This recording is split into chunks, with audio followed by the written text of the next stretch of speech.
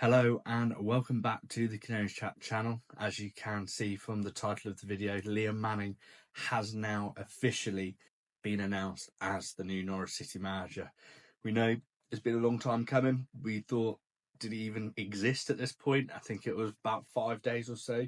We were all expecting the announcement maybe Friday, Saturday, and it's trickled over on into the Tuesday afternoon.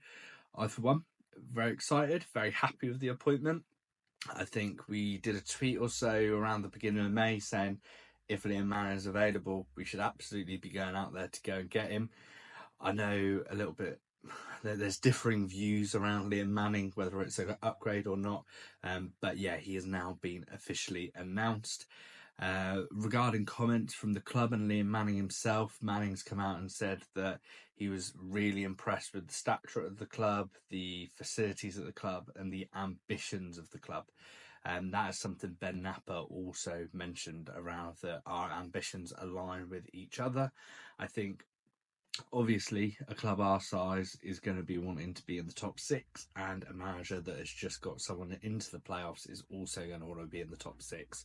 So it doesn't overly surprise me that both of us are talking in similar terms in regards to what to expect, and both of them also looking into what can kind of be going in the future and what's to come.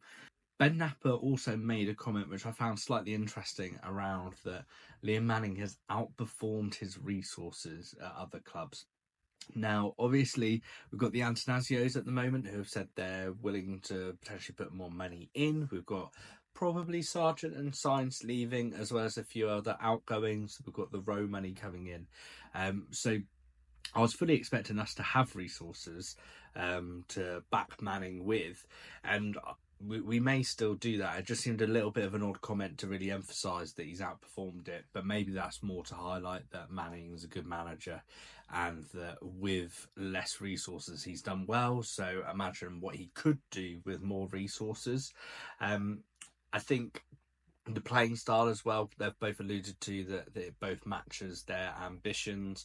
I know Napper wanted to play possession heavy football, and Manning, there's a lot of kind of pushback from Bristol fans around Manning's passing out from the back, sideways passing, which obviously us as Norwich fans are very used to. That doesn't affect me too much, or it doesn't worry me too much. By the looks of things, they're actually holding possession very high up the pitch, unlike what we seem to be doing last season. But also, he adapts his play. We've made videos on it before. His adaptability is one of those things that makes him stand out as a coach. He doesn't fit to a formation or a playing style. He gets his play. He plays a style that fits the players rather than a style that doesn't fit them, but he'll mold them into that shape. So I find that quite interesting. I believe he used to play like a 4-2-3-1 in his Oxford days. He obviously went more to three at the back for Bristol, so he's definitely got that versatility around their playing style. I do expect us still to be heavily possession based, and I do expect the likes of Jacob Wright to be some of our instrumental players, the ones that are progressing the ball up the pitch to really kind of have a standout attacking threat. So having Wright potentially playing kind of nearly that quarterback role of sitting and then able to spray it over to the left or right, that is something that we could potentially be looking to see. But there was no kind of hint or anything in exactly what for us to expect. I believe Manning's potentially still on holiday, so I'm not sure if there's going to be any kind of press or anything like that around this just yet, but they have announced those kind of immediate statements from Manning and Napper. I think the things that I've alluded to in other videos, which some questions have come along from, is around the similar style. I mean, we've mentioned it. I do think we won't see loads of change, but more the intensity of the play that we're doing rather than passing it around at the back. It'll be further up the field, trying to put teams under the pressure a bit more. The other ones is around knowing the English league. Some people had a slight issue with me saying that, but the matter of the fact is that he's been in the Championship over a year and a half now. He's managed in League One as well. with Oxford, and he was also managing MK Dons before that, so he just has the English league experience. Another one was around youth, so I appreciate this year less so. He's had less youth involvement, but he was part of a team in 23-24 that used a lot of minutes. I believe it was maybe 30% of the minutes they used that year was Bristol Academy players.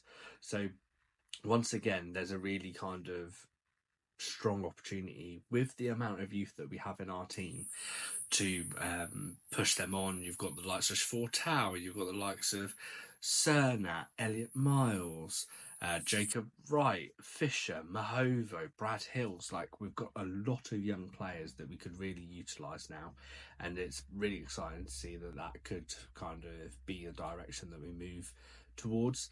A bit more so, like, I think some people thought certain youth players could have got more minutes under Thorup, and the likes of Sorensen, potentially Hernandez coming off the bench was stopping certain development happening with those players. So another exciting opportunity there. But I think from my own expectations and own kind of thoughts on this, I'm very happy with it. I think domestically, not sure we could have got better. Don't think Cooper comes.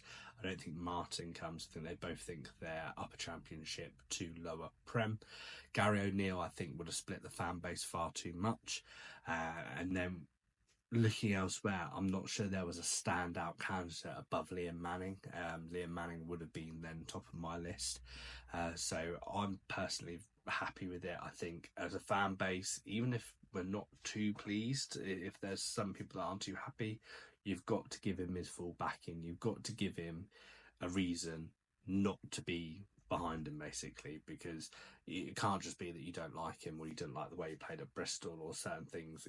There's got to be a reason, and the football is the reason. So if for whatever reason results aren't going our way at Christmas time or thereabouts, then I can certainly make a case for fans being unhappy, especially when we've heard buying into the project all this time and then we didn't. I don't think you'll hear that as much this time. So I do get that, but I genuinely think right now that you've got to be on board. You've got to back the club and take it from there. At the end of the day, we don't know what's going to happen. It could be a master play from Napa. It could go wrong. It is what it is. I'm just excited now. I'm excited to get into the season, some transfers going, pre-season friendly buzz when the new manager's there, to really kind of take in the changes, what players will get opportunities, what formation are we playing. I genuinely do think it could be quite an exciting time for the club. But leave a comment down below if you're excited, if you're happy. Make sure to like and subscribe. As I say, we're aiming for 1,000 subscribers by the end of, well, start of the season actually is what our aim is. So please subscribe as well. But yeah, very happy with it. And yeah, make sure you comment in any thoughts around this, and we'll see you in the next video.